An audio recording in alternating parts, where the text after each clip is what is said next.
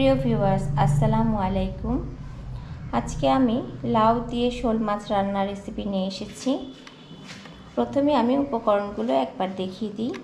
এখানে আছে একটা মাঝারি সাইজের শোল মাছ, আমি এভাবে কেটে নিয়েছি, চামড়াটাই আমি রেখে দিয়েছি। তারপর এখানে একটা লাউ আমি নিয়েছি, এভাবে কেটে নিয়েছি। এর সাথে আমি 1 কাপ ধনেপাতা কুচি, 8-10টি ছেঁড়া কাঁচামরিচ, হাফ চা চামচ রসুন বাটা, 2টো পেঁয়াজ কুচি। এখানে আমি হাফ চা চামচ হলুদ গুঁড়ো নিয়ে নিয়েছি, তার সাথে লাল শুকনো মরিচের গুঁড়া 1 চা চামচ নিয়েছি, সামান্য লবণ। প্রথমে আমি মাছটাকে ম্যারিনেট করে নেওয়ার কারণ হচ্ছে আমি লাউটা রান্না করার সময় আর হলুদ মরিচ ব্যবহার করব না, এর জন্যই আমি কাঁচা মরিচটা বেশি পরিমাণে নিয়েছি। শুধু মাছের জন্যই আমি হলুদ আর মরিচটা ব্যবহার করে নিয়েছি। খুব ভালো করে মাছের গায়ে মশলাটা লাগিয়ে নিতে হবে। লাগিয়ে নিলাম। এখন আমি রান্নায় চলে যাব।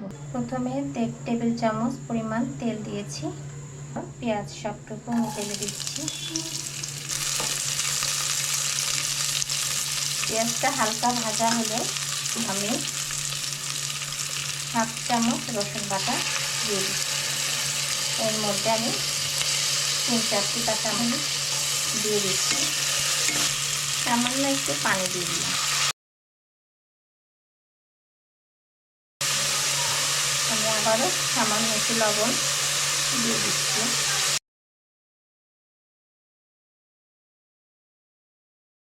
তাই এরকম ভাজা ভাজা হলে আমি মাছটা দিয়ে দিব।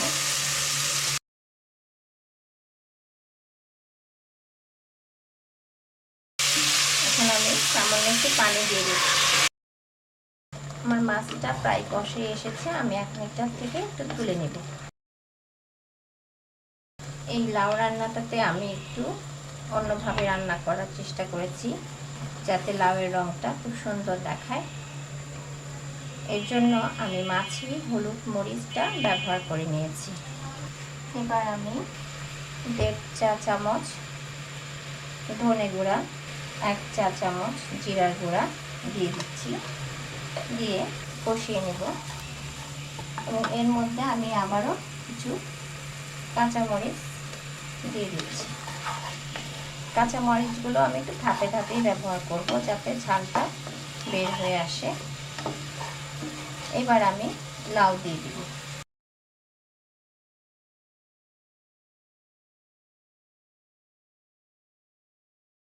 লাউ থেকে পানি ছাড়বে, তাই আমি অল্প একটু পানি ব্যবহার করব। এখন আমি লাউয়ের জন্য 1 চামচ লবণ দিয়ে দিচ্ছি। হলুদ মরিচ ছাড়া এভাবে সাধারণত অনেকেই লাউ রান্না করেন, একবার আপনারা করে দেখবেন, অনেক খেতে মজা হয়। এটা আমি আমার নানুর কাছ থেকে শিখেছিলাম, তাই আপনাদের সাথে শেয়ার করলাম।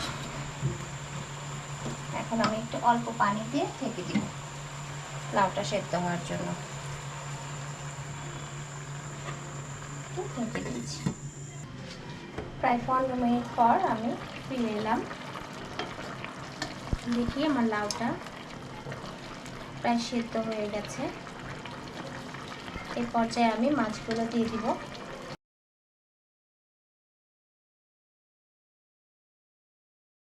চেষ্টা করবেন যেদিন লাউ কিনবেন সেদিনই রান্না করে ফেলার, তাহলে লাউ তাড়াতাড়ি সেদ্ধ হয়ে যায়। আমি এখন বাকি মরিচগুলো দিয়ে দিব। এটা আমি মূলত কাঁচা মরিচ দিয়ে রান্নাটা করলাম।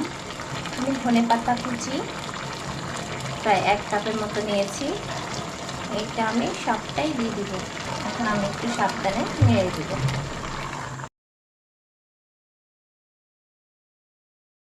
এখন আর আমি এটা ঢেকে দিব না, ঢাকনা খুলেই 5 মিনিট পর আমি নামিয়ে নেব। সবশেষে আমি আবারও 1 চা চামচ জিরার গুঁড়া দিয়ে দিচ্ছি। আমি হাত দিয়ে লাউটা একটু নাড়িয়ে দিই। কাঁচামরিচ দিয়ে লাউ রান্না করলে একবার খেয়ে দেখবেন, অন্যরকম একটা ফ্লেভার এবং টেস্টও আলাদা। শীতকালে আমাদের দেশের শোল মাছটা খুব ভালো পাওয়া যায়। এই মাছ দিয়ে এভাবে লাউ রান্না করে একবার খেয়ে দেখবেন। আমার রান্না হয়ে গেছে, আমি একটু লাউ করে দিচ্ছি। এখন আমি পরিবেশন করে আপনাদেরকে দেখাচ্ছি। তৈরি হয়ে গেল আমার শোল মাছ দিয়ে লাউ রান্না। আশা করি আপনাদের ভালো লাগবে। এটা আমি হলুদ মরিচ ছাড়াই রান্না করেছি, শুধু মাছের জন্য আমি হলুদ মরিচটাই ব্যবহার করেছি। এটা কাঁচা মরিচ দিয়েই রান্না করা তরকারি, একবার করে খেয়ে দেখবেন। আজকে এই পর্যন্তই। আগামী দিন আবারও কোনো নতুন রেসিপি নিয়ে আপনাদের মাঝে হাজির হব। সেই পর্যন্ত আপনারা সকলেই সুস্থ থাকেন, ভালো থাকেন। আমার জন্য বেশি বেশি করে দোয়া করবেন। আল্লাহ হাফেজ।